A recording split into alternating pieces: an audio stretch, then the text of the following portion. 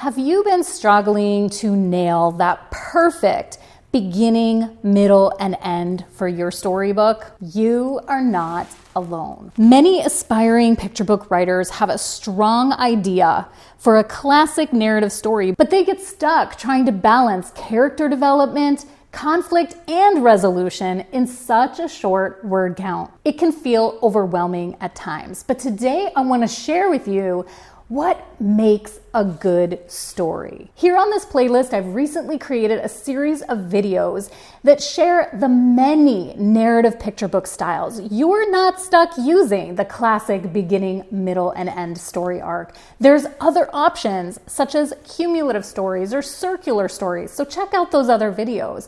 But here today, I want to share with you the makings of a good story that will inspire you and help you to learn as you're tackling your frustration with the classic beginning, middle, and end. Let's dive in.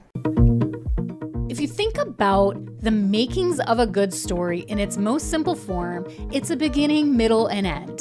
The beginning captures us, and I call that the world building. The middle has a problem, a conflict, dilemma that rises and falls. And when it rises, it comes to a highest point of tension, like the worst that it could possibly get, or the most rock bottom. But no matter which way it goes, it's bad. And so as a creative storyteller, you have to think about the worst of the worst that problem could possibly get. So after that highest point of tension, there needs to be an outcome, some sort of result from this. You learn the consequences. You figure out what really has happened to the character as a result of this huge problem and its highest point of tension. And at that point, we call that the falling action, where the tension begins to disintegrate and kind of come back down to where the character thinks of a solution or comes to an answer to the problem. And in the end of the story, there's resolve. And in resolve, there's peace back in the world, there's a lesson learned, and everything is, let's call it, wonderful again. Okay, so how do we bring our young readers in picture book creation through this beginning, middle, and end, the world building, the problem, big conflict, and the resolve? How do we bring them through it, and in what kind of pacing? I want to talk about pacing just for a minute here because it is a huge, crucial factor in picture book creation. Your pacing has to do with how many pages in your book and what target age your vocabulary is aiming for, okay? And that pacing is going to help you to determine really how fast you bring the readers through the story. There's a rule of thumb in picture book creation that a quarter of the book would be dedicated to the beginning world building, that a half of the book would be dedicated to the middle, which is the problem rising and falling, and that a quarter of the book would be dedicated to the end, which is the resolve, keeping in mind that there's the front matter and the back matter. So with that all in consideration, in a 32-page book, you may be looking at 3 pages front matter, 7 pages beginning, 14 pages middle, 7 pages end, back matter, maybe 1 page. And this you can switch around as you wish because it is your book. So let me use Goldilocks and the Three Bears as a quick and powerful sample for you, showing you how the beginning, middle, and end can be so dynamic and interesting. In the beginning of Goldilocks and the Three Bears, the stage is set. We find out about Goldilocks, the three bears, the setting of the forest, the bear's cottage, and everyone's so curious to know what's inside the bear's cottage. We've essentially established the story's location and who is in the story. And then right there in the end of world building, we begin to introduce the problem and the dilemma, where in this story, Goldilocks enters the bear's home without permission. Okay, it super duper makes us nervous.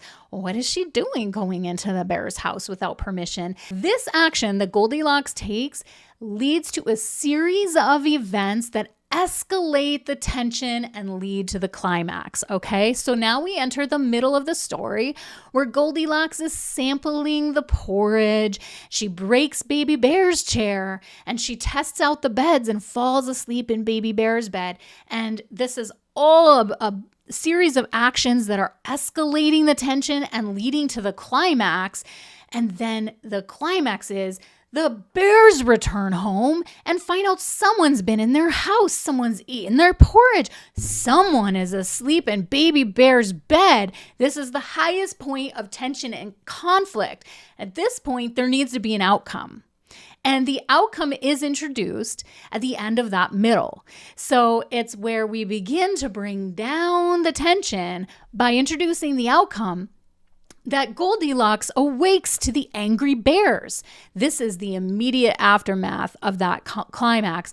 And it's where the consequences of Goldilocks' actions are realized. She realized, oh, I'm in the wrong place. I did something wrong here. And the bears and Goldilocks need to resolve things together.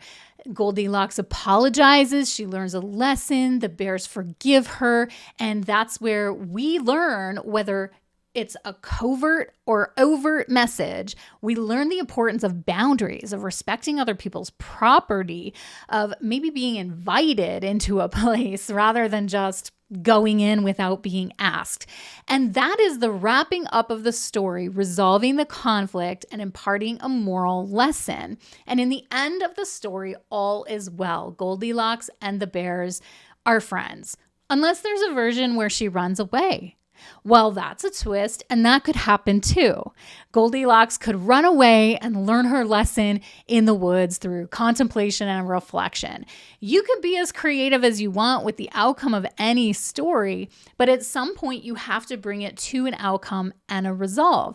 So this here, using Goldilocks as an example, shows you how creative and interesting a story can be, but it always has world building, beginning, a conflict rising in climax middle, and a resolve lesson at the end where the world returns to its peaceful state, the character returns to its peaceful state. I do want to make another side note here about coming to the outcome and coming to the solution that leads to resolve. And that's that in picture book creation, it's really important rule of thumb that a character, the lead protagonist, is the one that comes up with their own solution. It's not as ideal for a supporting character to come along and offer the answer or create the solution, but it helps children, young readers, to identify with the lead character and see themselves similar to the lead character and how to solve a problem on their own. And it is known that children will identify with that better and easier, that a character would solve the problem on their own than if a supporting character just comes along and gives all the answers. So I like to make that note, that side note often, so that you're always thinking as you're writing, how can my lead character solve this? How can they help to bring the solution? I believe in you and your potential as a picture book creator. So there you have it, the makings of a good story. I may just have the perfect tool to help you get your story out. Check out my picture book template story builder, a fill in the blank printable that will help you develop your character, dream of your settings, create your conflict and resolution. It's a fill in the blank brainstorming guide to help you get your story out onto paper up until that first messy draft. This might really help you hone in on that story you've been really wanting to get out of you. If you found this video helpful, subscribe and hit that notification bell so you don't miss a video. Until next time, picture book creators, happy writing.